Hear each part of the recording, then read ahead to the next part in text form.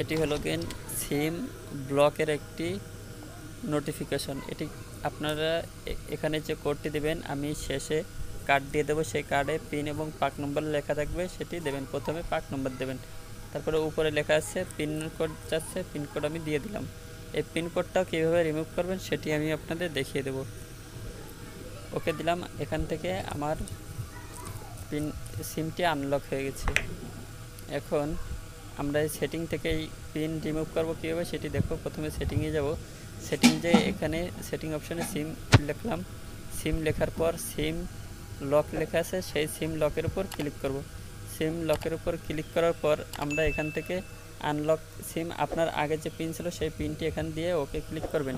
এখন আপনারা পিন এবং পাক নম্বর এখানে দেখতে পাচ্ছেন, এটি আপনারা ওখানে দিলে আপনার সিম আনব্লক হয়ে যাবে।